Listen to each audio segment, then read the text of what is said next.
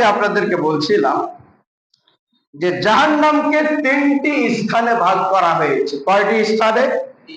তিনটি স্থানে। তার ভিতরে প্রথম স্থানটা হচ্ছে সাউথ, সূরা মুদ্দাসসিরের 17 নম্বর আয়াতে বর্ণনা করা হয়েছে, রেকর্ড করা হয়েছে। আল্লাহ বলছেন সাউরহুকিহু সাউদা। আল্লাহ রাব্বুল আলামিন বলছেন যে আমি কাফেরদেরকে সাউদ পাহাড়ে চড়াবো। এর মানে আমরা এই আয়াত থেকে এতটুকু বুঝে নিতে পারি যে জাহান্নামের গভীরতা হচ্ছে অনেক অনেক বেশি। একবার রাসূল কারীম সাল্লাল্লাহু আলাইহি ওয়াসাল্লাম সাহাবায়ে আজমাইনদেরকে নিয়ে একটা পরামর্শ সভায় বসেছিলেন, কিছু দাস, কিছু উপদেশ, কিছু নির্দেশ দিচ্ছিলেন। এমন সময় একটা বিকট আওয়াজ উচ্চারিত হলো। সাহাবায়ে আজমাইনগণ আশ্চর্যজনিত হয়ে গেলেন। এরপরে নবীজি আলাইহিস সালামকে জিজ্ঞাসা করছেন, ইয়া রাসূলুল্লাহ সাল্লাল্লাহু আলাইহি ওয়াসাল্লাম, এটা কিসের আওয়াজ? এত বিকট আওয়াজ কেন? এটা কিসের আওয়াজ? রাসূল কারীম সাল্লাল্লাহু আলাইহি ওয়াসাল্লাম সাহাবায়ে আজমাইনদেরকে বললেন, এটা বিশাল আকৃতির একটা পাথর, যা আজ থেকে ৭০ বছর আগে জাহান্নামের ভিতরে ফেলে দেওয়া হয়েছে। ৭০ বছর পরে আজকে তা জাহান্নামের তলদেশে পৌঁছেছে, বিধায় এত জোরে আওয়াজ করেছে। পড়েন না সুবহানাল্লাহ। তাহলে ভাবেন জাহান্নামের গভীরতা কত বেশি। এর আগের জমে আপনাদের বলেছিলাম যে দুনিয়ার ৫০,০০০ বছর গণনা করে পরকালের হয় একদিন। আর একটা আয়াতে এসেছে ১,০০০ বছর গণনা করে পরকালের দিন হয় একদিন। এই ধরনের দিন যদি হয়ে থাকে আর ৭০ বছর পরে এভাবে ঢুকতে ঢুকতে ঢুকতে ঢুকতে জাহান্নামের তলদেশে পাথরটি পৌঁছেছে, তাহলে ভাবেন জাহান্নামের যা গভীরতা কত বেশি। পড়েন না সুবহানাল্লাহ। একটু কলিজায় ভয় লাগে না? আপনাদের বলবো, এখানে কেউ ঘুম পাড়বেন না, একবারে সাবধান করছি, কেউ ঘুমাবেন। আজ ভালো লাগুক আর খারাপ লাগুক, দায়িত্ব যখন দিয়েছেন আমার দিকে তাকান। আপনাদের লক্ষ্য দুশোটাই থাকবে, খাতে বের হয়ে উনি কি বলছেন তা শুনবেন, তা সঠিককে বেঠিকেটে জানবেন, যাচাই বাছাই করবেন। আজকে ফজরের সালাত পড়াচ্ছিলাম, সূরা আস-সাজদা একটা আয়াত, এতটাই পার্সোনাল আয়াত এবং এত বেশি পড়ি, হঠাৎ কেরাত করতে করতে একটা ভুলেই গেলাম। কে যে আমাকে লোকমা দেবে আর কেউ না, আমি অসহায় হয়ে পড়লাম। এখানে দেখেন অনেক মুরব্বী ছেলে পেলে এসেছে, অথচ সালাতের সময় নাই। একটু শরম টরম থাকা দরকার তোমার। সালাত পড়ার সময় দেখবেন যে ওরা সবার পিছে। আমি যেদিন মসজিদে উপস্থিত থাকি ওরা লাইন ধরে উপস্থিত থাকে, আমি যেদিন থাকি না ওদেরকে খুঁজে পাওয়া যায়। আর বাবা আমি না থাকলে তো তোমাদেরকে টাকাটা চালানো যাবে। কে যে আমাকে লোকমা দেবেন, যারা ছিলেন সবাই মুরব্বী সাধারণ মানুষ, ওই সূরা তাদের মুখস্থ নেই। কতগুলো আয়াত মুসাওয়াত আছে, একটা আয়াতের সাথে আর একটা আয়াত মিল আছে একটু। ওয়ালাউ তারা, এই তারা শব্দটা আমার আর ব্রেনে আসছে না। আমি বারবার ২ থেকে ৩ বার ঘুরিয়ে পড়লাম আয়াতগুলো, আর আসছে না।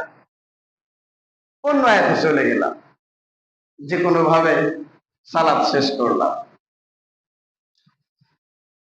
এই জাতি সংশোধনীয়তা আসবে কখন? আসবে না। যারা আমরা সালাত পড়ছি, অনেকেই ৬টা পর্যন্ত সালাত আদায় করছে, আসতে আছে মুসাল্লি। আমি আপনাদের যদি ইমাম, আমি অনেক দূরে থাকি, ৫ কিলো দূর থেকে এসে ফজরের সালাত পড়ায়, এসে মুসাল্লি না পেলে মন মেজাজ খারাপ হয় না? এরপর আপনারা সালাত করছেন, আসছেন আর যাচ্ছেন, কোনো বাধা বিঘ্নতা নাই। এই যে মনের খেয়াল খুশির সালাত আল্লাহ তাআলা কবুল করে না। তো যার বিষয় আমার ওটা নয়। আল্লাহ তাআলা যেটা বলছেন যে কাফেরদেরকে আল্লাহ রাব্বুল আলামিন সাউদ পাহাড়ে চড়াবে, এর মানে আমরা এভাবে বলতে পারি যে জাহান্নামের ভিতরে অনেক বড় বড় আগুনের পাহাড় রয়েছে। কিসের পাহাড় রয়েছে? আগুনের পাহাড় রয়েছে, যেখানে যারা আল্লাহ দ্রোহী, কাফের, বেঈমান, টোটালি আল্লাহ তাআলাকে মানে নাই, অমুসলিম, এই সমস্ত লোকদেরকে এই আগুনের পাহাড়ের উপর আল্লাহ তাআলা স্থান করে পড়ে নাউজুবিল্লাহ। খুব আরাম লাগবে তাই না? খুব শান্তি লাগবে তাই না? যারা যাবে তারা বুঝতে পারবে। সংক্ষিপ্ত বক্তব্য। এরপর আরেকটি স্থান হচ্ছে গায়ে।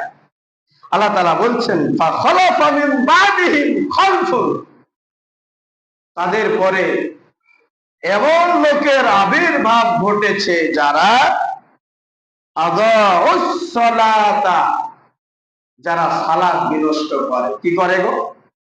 সালাত বিনষ্ট করে, ছেড়ে দেয়, পড়ে না, আসে না, সময় হয়নি, হবে, এরপরে পড়বো, বয়সিত হয়। এটা একটা বিষয়। আর একটা বিষয় হচ্ছে যারা প্রবৃত্তির অনুকরণ করে, মন যা চায় তাই করে, মন যা বলে তাই বলে, মন যেটা করতে বলে সেটাই করে, মন যেখানে যেতে চায় সেখানেই চায়। এরকম মুসাল্লি এখানে আছে না নাই? কথা বলেন না, মানে আপনারা ভাবছেন অবস্থা আমাদের উপর দিয়ে যাচ্ছে মনে হয় নাকি? কিছু করার নাই। কথাগুলো কার বলছে বলেন তো? সূরা মারিয়াম 59 নম্বর আয়াত বাসায় গিয়ে পড়ে। তাহলে হিংসার চোখে আমার দিকে চোখ পড়বে না আপনাদের। কথাটি কার? আল্লাহ। তাহলে গায়ে নামক একটা গর্ত, এটা আছে কি জাহান্নামের গহীন গহ্বর, অনেক গভীর একটা গর্ত।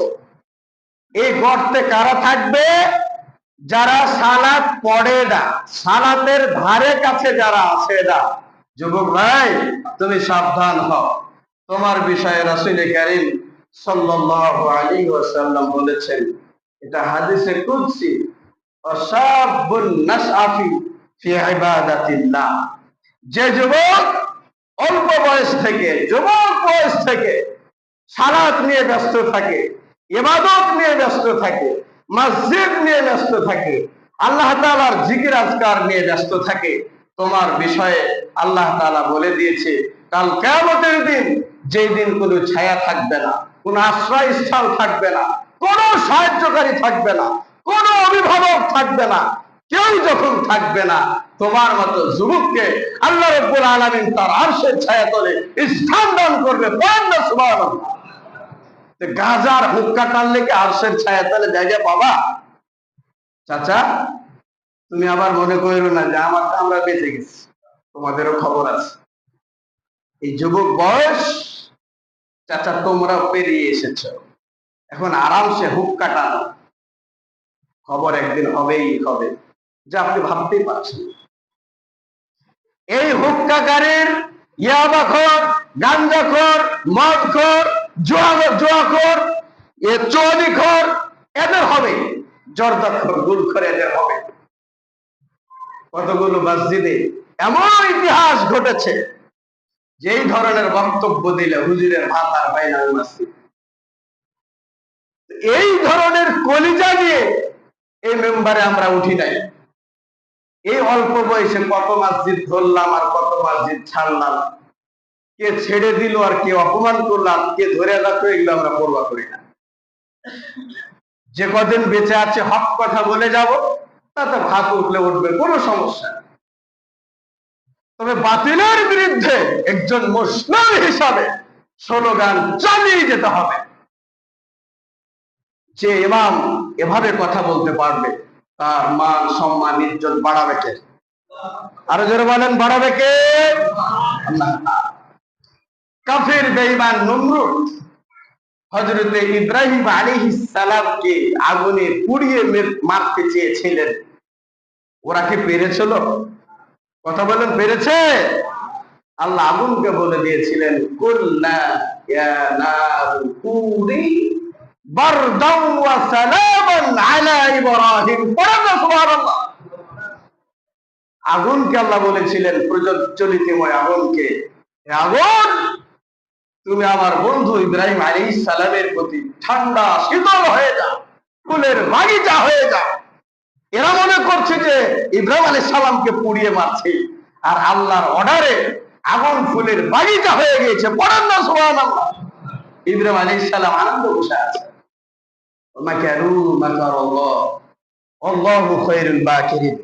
কাফের বেঈমানেরা ষড়যন্ত্র করে, আল্লাহ ষড়যন্ত্র করে, কিন্তু কাফের বেঈমানদের ষড়যন্ত্র নিঃশ্বাস হয়ে যায়, আল্লাহর ষড়যন্ত্র প্রাধান্য পায়। পড়েন না সুবহানাল্লাহ। সুতরাং আল্লাহ তাআলার কলা কৌশল বুঝা অনেক বড় না, বিষয়গুলো আপনাদের বুঝতে হবে। তাহলে যারা গাই নামক জাহান্নামের গর্তে নিক্ষিপ্ত হবে ওরা যারা সালাত আদায় করে না, যারা সালাতকে ইচ্ছাকৃতভাবে নষ্ট করে এরা। আরেকটা হচ্ছে ওয়াত্তাবাউস শাহাওয়াত, যারা মনের খেয়াল খুশি অনুযায়ী চলে।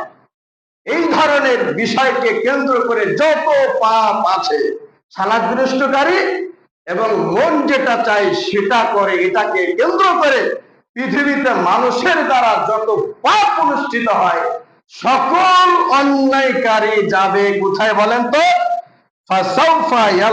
ফাসাউফা ইয়ালকাউনা গায়্যা। কোথায় যাবে? এই গাই নামক গর্তে, জাহান্নামের গর্তে এরা নিক্ষিপ্ত হবে। এরা ওখানে বসবাস করবে, বের হওয়ার কোনো সুযোগ থাকবে না। তৃতীয়টা হচ্ছে অয়েল। প্রত্যেকটা পাপের সাথেই কিন্তু আমরা জড়িত, কিন্তু এটা সবচাইতে পরিচিত আপনাদের কাছে। আল্লাহ তাআলা বলছেন ওয়াইলুল লিকুল্লি হুমাযাতিন লুমাযা। তিনটা আয়াত দিয়ে আজকে রদ শেষ। 1 মিনিট বের মানে পার করা যাবে না, সমস্যায় পড়ে আছে। কি আর করি রে বাবা, এখানে মেম্বারে উঠে সময় যে কিভাবে যে আমি বুঝতেই পারি। মানে আমি আপনাদেরকে কোরআন হাদিসের কথা বলি, আপনারা শোনেন না, আর আপনারা হয়তো মুসাল্লিমে আমাকে বলেন একটার দিকে শেষ করেন, আমিও পারি না, সমস্যায় পড়ে গেছি। আল্লাহ তাআলা বলছেন যে ওয়াইলুল লিকুল্লি হুমাযাতিন লুমাযা, যারা মানুষের সামনে অথবা পশ্চাতে মানে অগোচরে, সামনাসামনি অথবা সামনাসামনি নেই, অগোচরে অনুপস্থিত আছে একজন ব্যক্তি, অথবা ধরেন আমি একজন ইমাম সাহেব, কেউ আমার দোষ ত্রুটি গুণগান বর্ণনা করছে আমার সামনে, অথবা আমি অনুপস্থিত গায়েব আছি এ পর্যায়ে। আল্লাহ তাআলা বলছেন যারা মানুষের দোষ ত্রুটি তুলে ধরে সামনাসামনি এবং মানুষের অগোচরে, এই ধরনের ব্যক্তিদের জন্য রয়েছে অয়েল নামক গর্ত। কি নামক গর্ত? গর্ত বুঝেন আপনারা? খাল, খাল যেটা খাল সেটা হলো গর্ত, গভীরতা, গভীর গর্ত, যার সীমানা খুঁজে পাওয়া অনেক জটিল এবং কঠিন। এই বিষয়ে আমরা সবাই, নারী পুরুষ, দিন রাত 24 ঘন্টা কারো না কারো পরনিন্দা নিয়ে ব্যস্ত রয়েছে। বলেন আছি না নাই?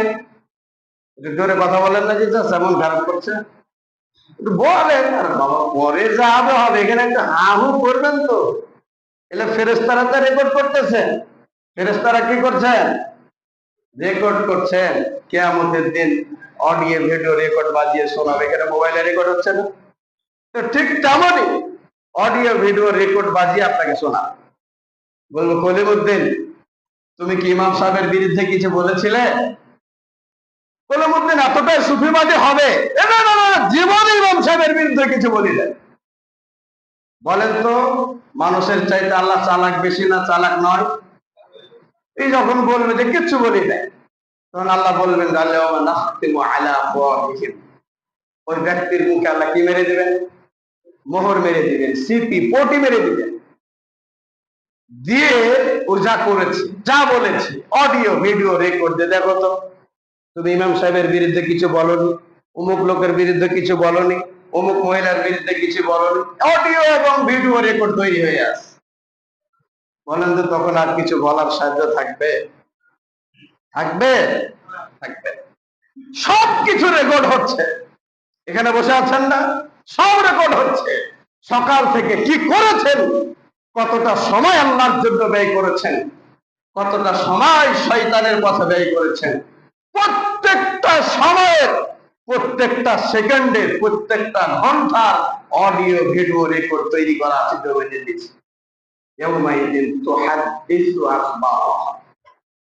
সব কিয়ামতের দিন বৃত্তান্ত খুলে খুলে বর্ণনা করা হবে।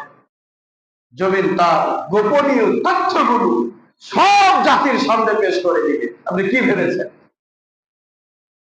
আপনি মনে করছেন যে আমি গোপনীয় জায়গায় একটা হুক্কা টানলাম, কে দেখতে পেল না?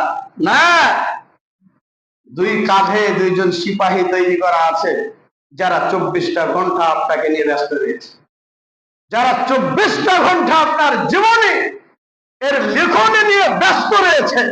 কতটা ভালো কাজ করছেন আর কতটা খারাপ কাজ করছেন, কতটা শ্বাস প্রশ্বাস দিন রাত 24 ঘন্টা মিলে কতটা শ্বাস প্রশ্বাস গ্রহণ করছেন, সব দুই কাদের কেরামান কাজে লিপিবদ্ধ করছেন। তাদের দায়িত্ব কি গো চাচা? তাদের দায়িত্ব কি বলেন? শুধু লেখা। আপনি অন্যায় করছেন, করেন, কোনো সমস্যা নাই। ভালো কাজ করছেন, করেন, কোনো সমস্যা নাই। একজন প্রহরী শুধু পাপ আর পাপ লিখছেন, আর একজন প্রহরী শুধু ভালো কাজ আর ভালো কাজই লিখছেন, শুধু লেখাই কাজ। এরপরে কিয়ামতের দিন আমলনামা হাতে দেওয়া হবে। আল্লাহ বলবেন, ইকরা কিতাবাক কাফা বিনাফসিকাল ইয়াউমা আলাইকা হাসিবা। এখানে যা আছে তুমি পড়ো, এখানে পড়ে যা বুঝবা, যা লেখা আছে, যা করেছো, এটাই তোমার জীবনের জন্য যথেষ্ট হয়ে যাবে। কি আমল করেছো, জান্নাতে যাবে কি জাহান্নামে যাবে, এখানে যা লেখা আছে এটাই তোমার জন্য যথেষ্ট। মানুষ দেখবে ক্ষুদ্র থেকে ক্ষুদ্র, ছোট থেকে ছোট, বড় থেকে বড়, জীবনে যা করেছে সব লেখা আছে। মানুষ আশ্চর্যজনিত হয়ে যাবে যে এটা কি ধরনের আমলনামা রে বাবা। জীবনে কাকে একটা ঘুষি মেরেছি, কাকে একটা কথা দিয়ে আঘাত দিয়েছি, সেটাও লেখা আছে। চাচা, সময় যখন আছে, বেঁচে যখন আছে, জাহান্নামের আযাবকে ভয় করে, শাস্তিকে ভয় করে একটু হক পথে চলার চেষ্টা করে। সবচাইতে বড় দুঃখ লাগে যে একজন থুরথুরে বুড়া দাদা, দাড়ি মুখ সব পেকে গেছে, ঠিক মতো হাঁটতে পারে, এরপরও পাপ ছাড়ে না, অন্যায় ছাড়ে না, হুক্কা টানা পাপ দেয়। ইয়ার ভালো হবে কখন দেব? খালি কি ইমাম সাহেবকে বাইন্দে নিয়ে যাও কবরের পাশে, মুখ মারা গেছে, জানাজা পড়াও, কবরে নামো, এরপরে ওকে লাশ নামার সময় তো বলো বিসমিল্লাহ ওয়া আলা মিল্লাহ। ও সারা জীবন রাসূলের বিরোধিতা করলো, আর ওরা কবরে নামার সময় বলে রাসূলের মিল্লাতের উপরে হবে না। ফেরেশতা কি এটা শুনবে? কথা বলছেন না কেন? শুনবে? ফেরেশতাদের হাতে থাকবে লোহার হাতুড়ি, যা একবার পিটলে সাথে সাথে দেহ মাটির সাথে মিশিয়ে যাবে। কবর এমন ভাবে ওই পাপীকে চাপ দিবে, চতুর্দিককার মাটি যা মানুষের হাড্ডি গুলো একদিক থেকে আরেক দিকে ভাবে চলে যাবে। যে হাতুড়ি দিয়ে এই অপরাধীকে পিটানো হবে কবরে, আল্লাহ রাসূল সাল্লাল্লাহু আলাইহি ওয়াসাল্লাম বলেছেন যে হাতুড়ি দিয়ে যদি কোনো একটা বিশাল আকৃতির পাহাড়ে আঘাত করা হয়, এই লাঠির এই হাতুড়ির আঘাতে বিশাল আকৃতির একটা পাহাড় তুলি কোনার ন্যায় আকাশে উঠতে থাকবে। এত বড় পাহাড়ের অবস্থা যদি একটা মারের কারণে এরকম হয়, আপনার আমার মতো কলিমুদ্দিকে যদি ফেরেশতা কবরে একবারই পিটে, অবস্থা কি হবে চিন্তা করেন। কলিজাটাতে একটু ভয় ঢুকে না আপনাদের? একটু ভয় লাগে না?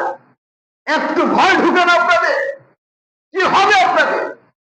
এই বিষয়গুলো একটু আপনাদেরকে ভাবতে হবে। এই জন্য আল্লাহ তাআলা বলে দিয়েছিলেন যে ইন্নাল মুনাফিকিনা ফিদ দারকিল আসফালি মিনান নার। মুনাফিকদের থাকার জায়গা হবে জাহান্নামের সবচাইতে নিচের স্থান। আপনাদের কি এই কথা বলে আজকের ওয়াজ সমাপ্ত টানছি। এই মুনাফিকি চুগলখড়িতা, একজন আরেকজনের কথা লাগালাগি। মা বোন যারা আছেন, যেখানে দেখবেন বিশেষ করে দুইজন মহিলা দাঁড়িয়ে আছেন, কারো না কারো বিষয়ে গুজব চলছে, কারো না কারো ছেলের বিষয়ে কথা চলছে, কারো না কারো মেয়ের বিষয়ে কথা চলছে, ওর ছেলে মেয়ে পালিয়ে গিয়েছে, কার সাথে প্রেম করে বিয়ে করেছে, নিজের চরকায় তেল দেয় না, আর একজনের ছেলে বা মেয়ে পালাচ্ছে, ওকে নিয়ে ব্যস্ত রয়েছে। এই হলো আজকে আমাদের অবস্থা, ব্যবস্থা। এগুলো বাদ দিতে হবে। আল্লাহ তাআলা আপনাকে নিজেকে নিয়ে ভাবতে বলেছেন, নিজেকে নিয়ে টেনশন করতে বলেছেন যে আমি কি করলে জাহান্নামের আযাব থেকে, আগুন থেকে, অগ্নি শিখা থেকে বাঁচতে পারি। যে জাহান্নামের আগুন মানুষের শরীরকে ঝলসে দিবে, পুড়িয়ে ছাই বানিয়ে দিবে, পুড়িয়ে একবারে ছাই করে দিবে। এই ধরনের কঠিন শাস্তি থেকে কিভাবে বাঁচতে পারি, এই টেনশন আপনাকে আমাকে করতে হবে। অন্য একজন ভাই কি করছে তার মাঝবরে ইসলাম আপনাকে দেয়? বলেন দেয়? নেই। আল্লাহ আমাদের সবাইকে দুনিয়াতে বেঁচে থেকে নেক আমল করার তৌফিক এনায়েত করুন, পড়েন আমিন। তাহলে কয়টি পাপের কথা বললাম? যারা টোটালেই আল্লাহ তাআলাকে মানেনি, আল্লাহ দ্রোহিতার কাজে যারা ব্যস্ত ছিল, এরা থাকবে জাহান্নামের কঠিন জায়গায়। যারা সালাত ছেড়ে দিয়েছে এবং নিজের মন খেয়াল খুশি যেটা বলেছে সেটাই করেছে, এরা থাকবে হচ্ছে গাই নামক জাহান্নামে। আর আগেরটা থাকবে, ওরা হচ্ছে সাউথ পাহাড়ের উপর থাকবে। তৃতীয় নাম্বার হচ্ছে অয়েল, যারা একজন আর একজনের কথা মানুষকে বলে বেড়াচ্ছে, হোক সেটা সত্য হোক সেটা মিথ্যা, একজন আর একজনের পরনিন্দা করেছে, এরা থাকবে অয়েল নামক জাহান্নামের গর্তে, যা হচ্ছে অনেক কঠিন এবং জটিল। সার্বক্ষণিক মানুষকে শুধু কষ্ট আর কষ্ট, যন্ত্রণা আর যন্ত্রণার ভিতরে থাকতেই হবে। ওরা চিৎকার করবে, ওরা কাঁদবে, ওরা আর্তনাদে জাহান্নাম মনে হয় ফেটে পড়বে। এরপর ওদের আর্তনাদ কেউ বুঝতে চাইবে না, কেউ শুনতে চাইবে না। ওরা যখন জাহান্নাম থেকে বের হতে চাইবে, আর ফেরেশতারা তাদেরকে লাঞ্ছিত অপমানিত করে তাদেরকে পিটুনি দিয়ে জাহান্নামের মধ্যখানে ফেরত দিবে। সুতরাং এই ধরনের কঠিন শাস্তি থেকে যদি বাঁচতে চায়, নিজের দেহকে যদি অটুট রাখতে চায়, তাহলে নেক আমল করা ছাড়া বিকল্প কোন পথ? বলেন, জোরে বলেন, পথ নেই। আল্লাহ আমাদের সবাইকে কবুল করুন। আল্লাহুম্মা আমিন। ওয়া মা আলাইনা ইল্লাল বালাগ।